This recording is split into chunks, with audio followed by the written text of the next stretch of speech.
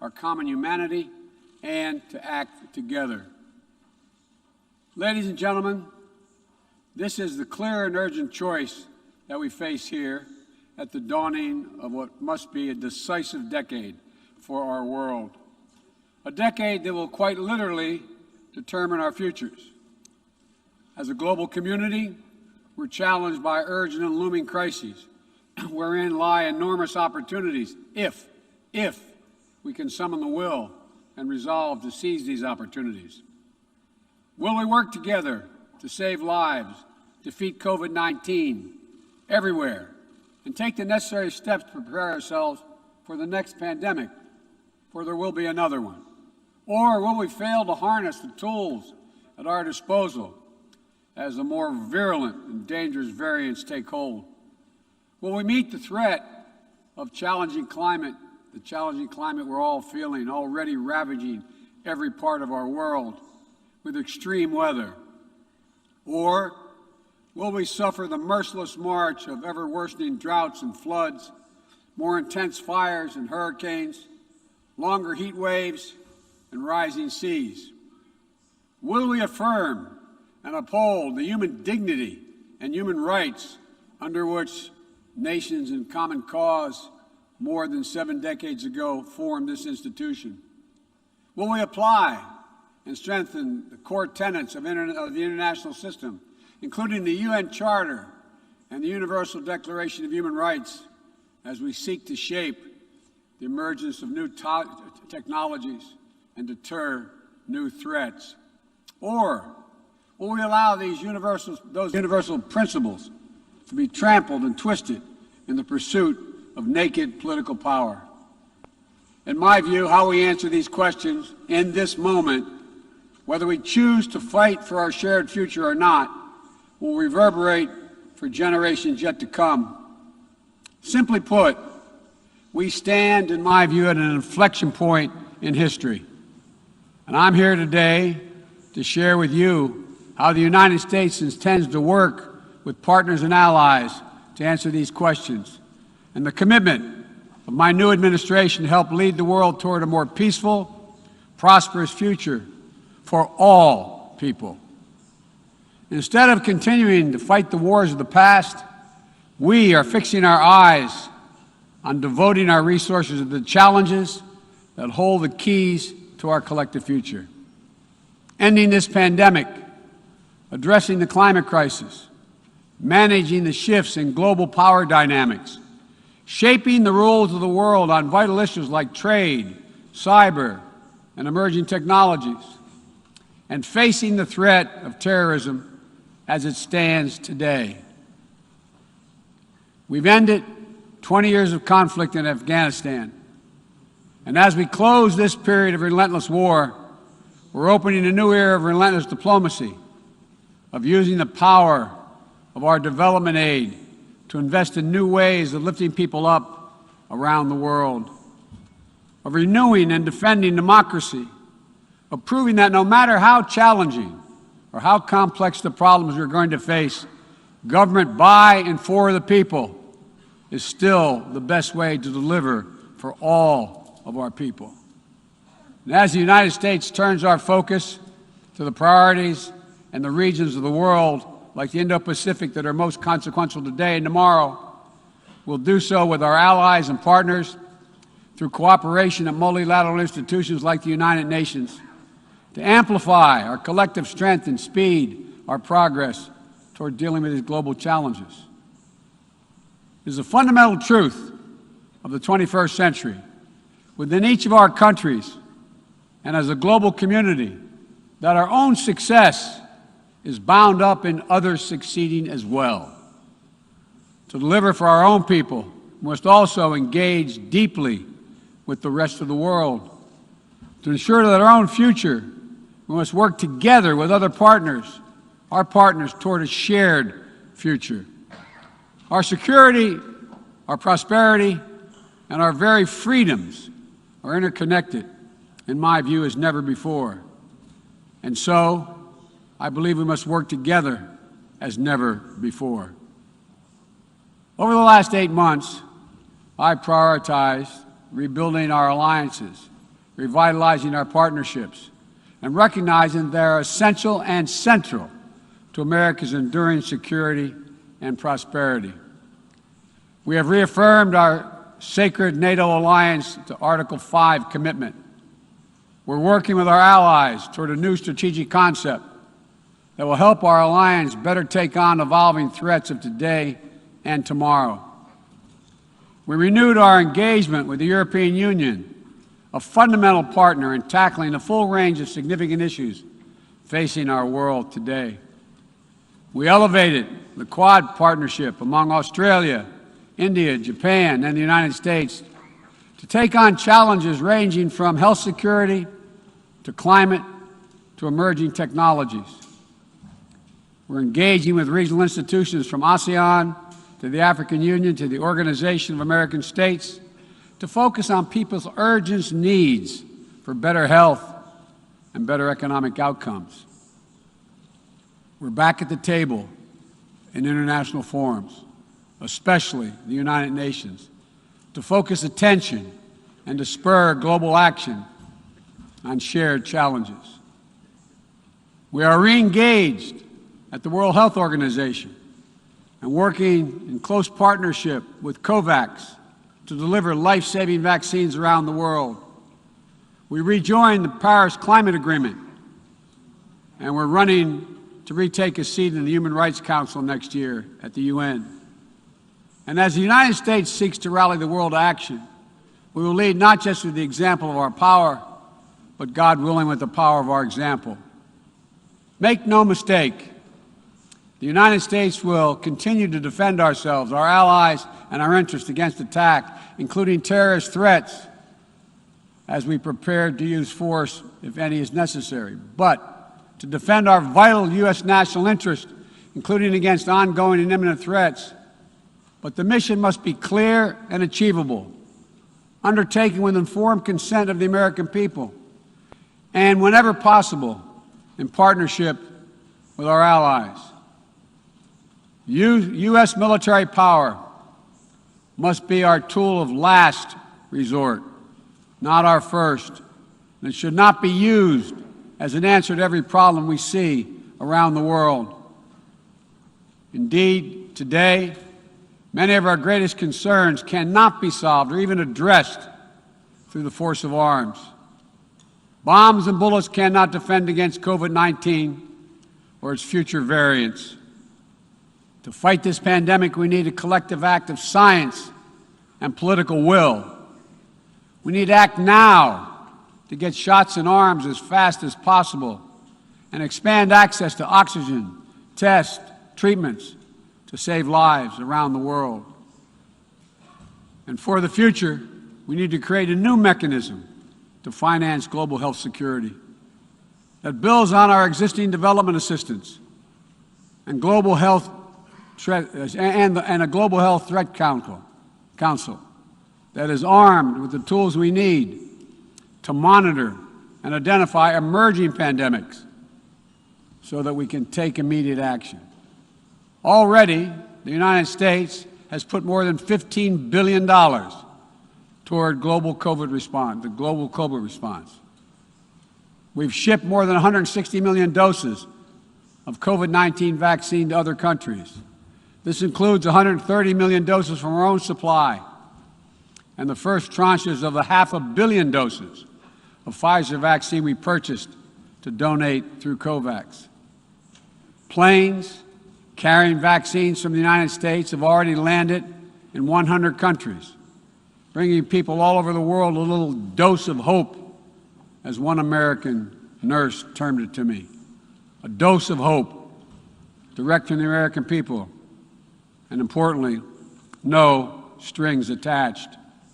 And tomorrow, at the U.S.-hosted Global COVID-19 Summit, I'll be announcing additional commitments as we seek to advance the fight against COVID-19 and hold ourselves accountable around specific targets on 3 key challenges: saving lives now, vaccinating the world, and building back better.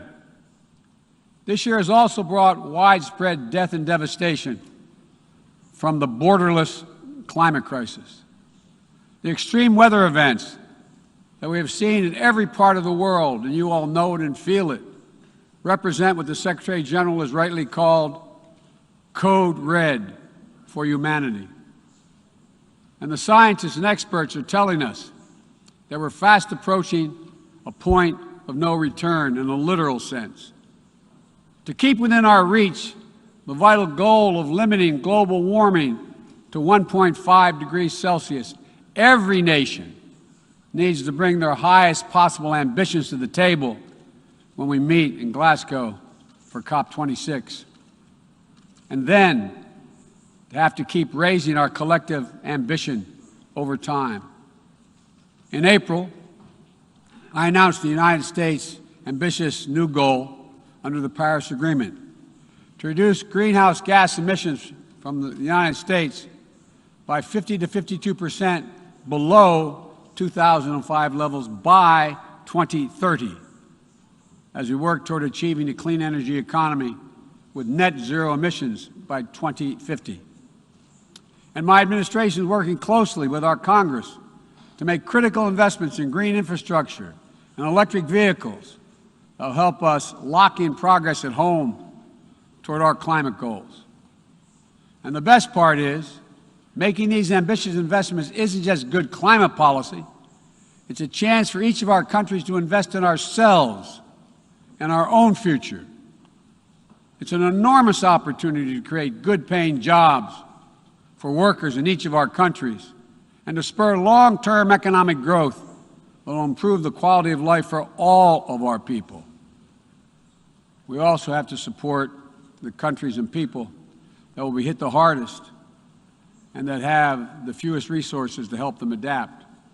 In April, I announced the United States will double our public international financing to help developing nations tackle the climate crisis. And today, I'm proud to announce that we'll work with the Congress to double that number again, including for adaptation efforts. This will make the United States a leader in public climate finance, and with our added support, together with increased private capital and from other donors, we'll be able to meet the goal of mobilizing $100 billion to support climate action in developing nations. As we deal with these crises, we're also encountering a new era, an era of new technologies and possibilities that have potential to release and reshape every aspect of human existence.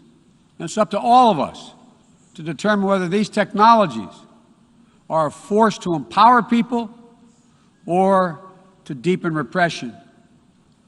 As new technologies continue to evolve, we'll work together with our democratic partners to ensure that new advances in areas from biotechnology to quantum computing, 5G, artificial intelligence, and more are used to lift people up, to solve problems, and advance human freedom, not to suppress dissent or target minority communities.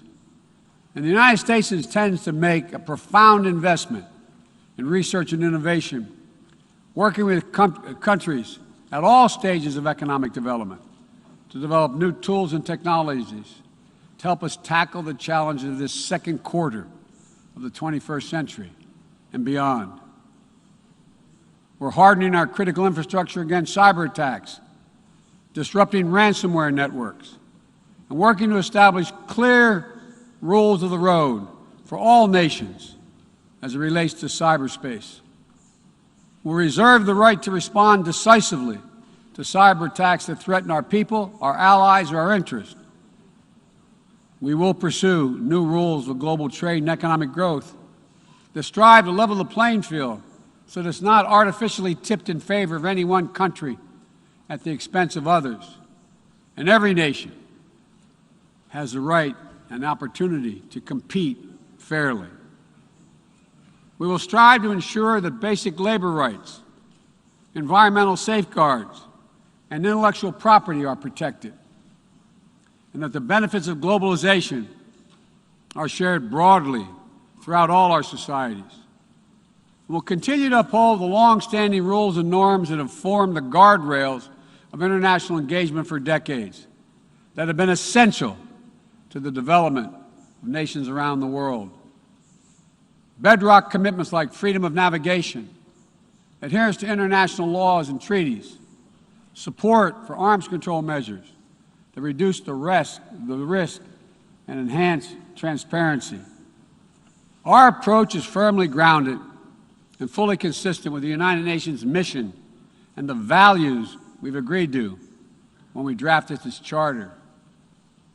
These are commitments we all made and that we're all bound to uphold.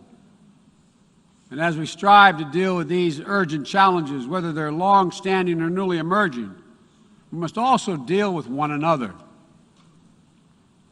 All of the major powers of the world have a duty, in my view, to carefully manage their relationships so they do not tip from responsible competition to conflict.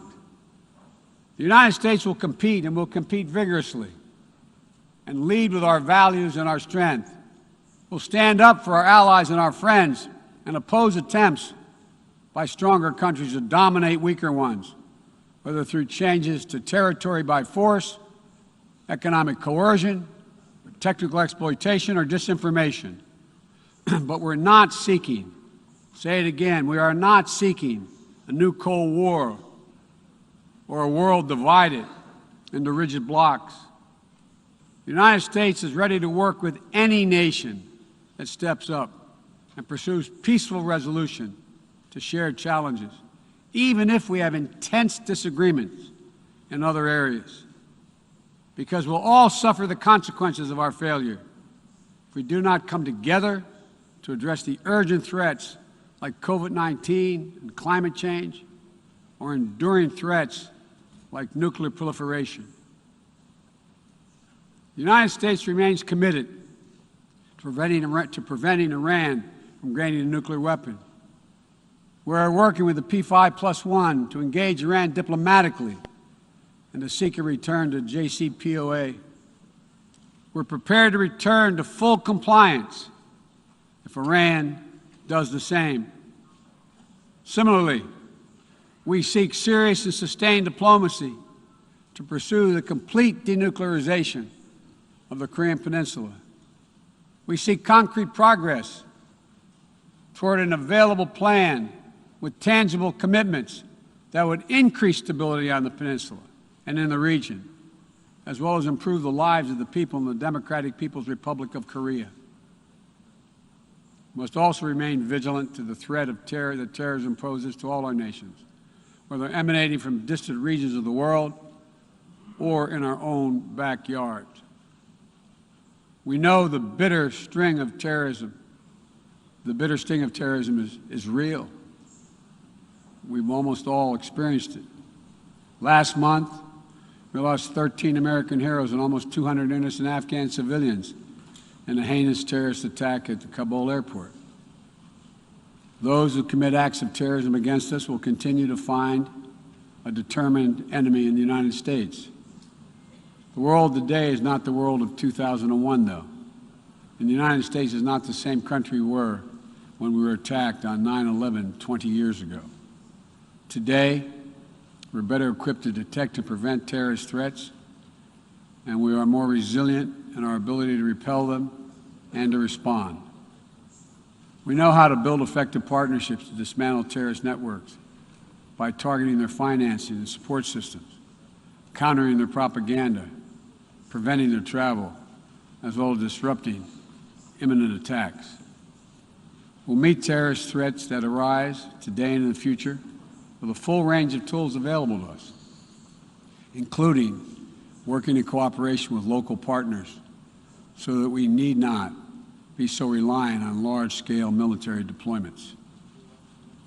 One of the most important ways we can effectively enhance security and reduce violence is by seeking to improve the lives of the people all over the world who see that their governments are not serving their needs. Corruption fuels inequality, siphons off a nation's resources, spreads across borders, and generates human suffering.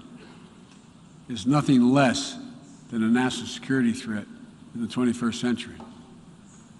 Around the world, we're increasingly seeing citizens demonstrate their discontent, seeing the wealthy and well-connected grow richer and richer, taking payoffs and bribes, operating above the law, while the vast majority of the people struggle to find a job or put food on the table, or to get their businesses off the ground, or simply send their children to school. People have taken to the streets in every region to demand that their governments address people's basic needs, give everyone a fair shot to succeed, and protect their God-given rights. And in that chorus of voices, across languages and continents, we hear a common cry, a cry for dignity, simple dignity. As leaders, it's our duty to answer that call, not to silence it. The United States is committed to using our resources and our international platform to support these voices, listen to them, partner with them to find ways to respond that advance human dignity around the world. For example, there's an enormous need for infrastructure in developing countries. But infrastructure that is low quality or that feeds corruption or exacerbates environmental degradation may only end up contributing to greater challenges for countries over time. Done the right way, however, with transparent, sustainable investment in projects that respond to the country's needs and engage their local workers to maintain high labor and environmental standards, infrastructure can be a strong foundation that allows societies in low and middle-income countries to grow and to prosper. That's the idea behind the Build Back Better world. And together with the private sector and our G7 partners, we aim to mobilize hundreds of billions of dollars in infrastructure investment. We will also continue to be the world's largest contributor to humanitarian assistance, bringing food, water, shelter, emergency health care, and other vital life-saving aid to millions of people in need. When the earthquake strikes, the typhoon rages, or disaster anywhere in the world, the United States shows up. We'll be ready to help. And at a time when nearly 1 in 3 people globally do not have access to adequate food just last year, the United States is committed to rallying our partners to address immediate malnutrition and to ensure that we can sustainably feed the world for the decades to come. To that end, the United States is making a $10 billion commitment to end hunger and invest in food systems at home and abroad. Since 2000, the United States government has provided more than $140 billion to advance health and strengthen health systems, and we will continue our leadership to drive these vital investments to make people's lives better every single day. Just give them a little breathing room. And as we strive to make lives better, we must work with renewed purpose to end the conflicts that are driving so much pain and hurt around the world. We must redouble our diplomacy and commit to political negotiations, not violence, as a tool of first resort. To manage tensions around the world, we must seek a future of greater peace and security for all people of the Middle East. The commitment of the United States to Israel's security is without question, and our support for an independent Jewish state is unequivocal. But I continue to believe that a two-state solution is the best way to ensure Israel's future as a Jewish democratic state, living in peace alongside a viable, sovereign, and democratic Palestinian state. We're a long way from that goal at this moment, but we must never allow ourselves to give up on the possibility of progress. We cannot give up on solving raging civil conflicts, including in Ethiopia and Yemen, where fighting between warring parties is driving famine, horrific violence, human rights violations against civilians, including the unconscionable use of rape as a weapon of war. We'll continue to work with the international community to press for peace and bring an end to this suffering. As we pursue diplomacy across the board, the United States will champion the democratic values that go to the very heart of who we are as a nation and a people: freedom, equality, opportunity, and a belief in the universal rights of all people. It's stamped into our DNA as a nation, and critically, it's stamped into the DNA of this institution, the United States. We sometimes forget, I quote the opening words of the Universal Declaration of Human Rights, quote, "The equal and inalienable rights of all members of the human family is the foundation of freedom, justice, and peace in the world." The founding ethos of the United Nations places the rights of individuals at the center of our system. And that clarity and vision must not be ignored or misinterpreted. The United States will do our part, but will be more successful and more impactful if all of our nations are working toward the full mission to which we are called. That's why more than 100 nations united again around a shared statement, and the Security Council adopted a resolution outlining how we'll support the people of Afghanistan moving forward, laying out the expectations to which we'll hold the Taliban when it comes to respecting universal human rights. We all must advocate for women, the rights of women and girls to use their full talents, to contribute economically, politically, and socially, and pursue their dreams free of violence and intimidation. From Central America to the Middle East to Africa to Afghanistan, wherever it appears in the world. We all must call out and condemn the targeting and oppression of racial, ethnic, and religious minorities when it occurs whether it occurs in Xinjiang or northern Ethiopia or anywhere in the world. We all must defend the rights of LGBTQI individuals so they can live and love openly without fear, whether it's Chechnya or Cameroon or anywhere. As we steer our nations toward this inflection point and work to meet today's fast-moving, cross-cutting challenges, let me be clear. I am not agnostic about the future we want for the world. The future will belong to those who embrace human dignity, not trample it. The future will belong to those who unleash the potential of their people, not those who stifle it. The future will belong to those who give their people the ability to breathe free, not those who seek to suffocate their people with an iron hand.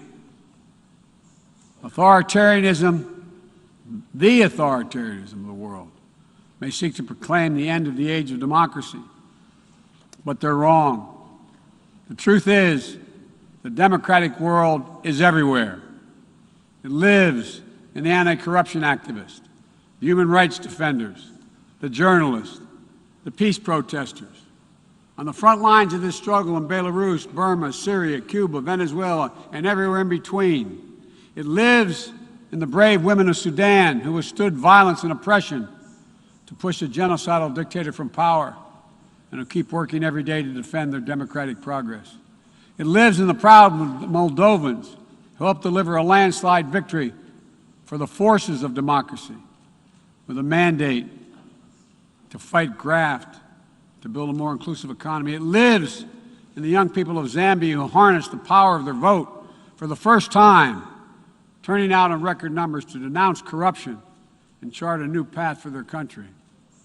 And while no democracy is perfect, including the United States, we'll continue to struggle to live up to the highest ideals to heal our divisions. And we face down violence and insurrection. Democracy remains the best tool we have to unleash our full human potential.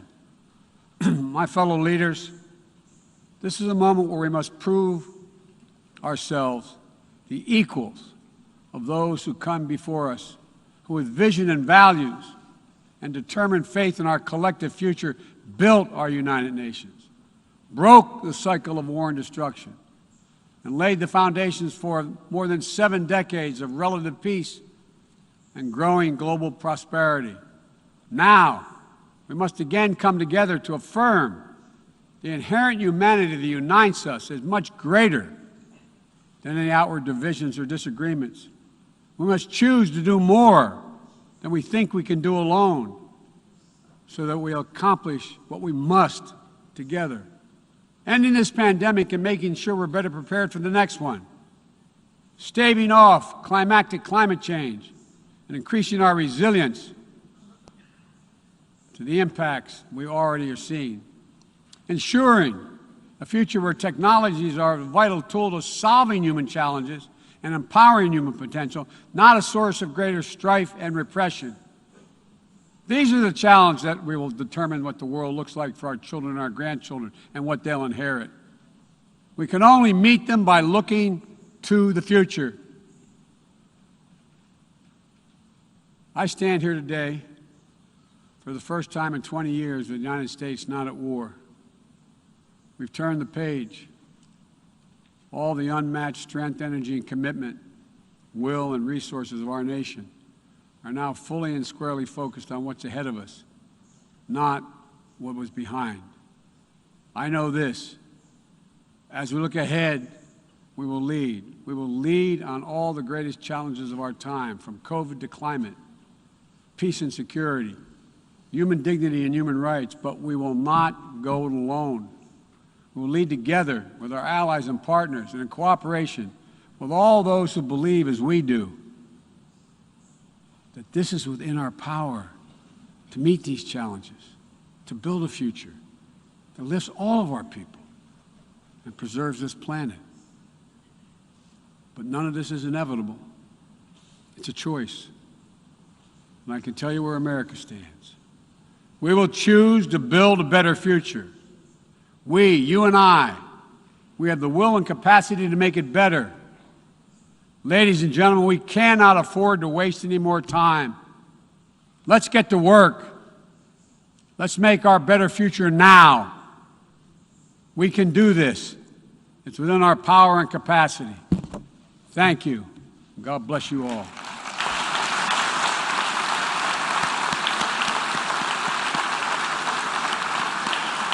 On behalf of the General Assembly, I wish to thank the President of the United States of America for the statement just made, and I request protocol to escort His Excellency.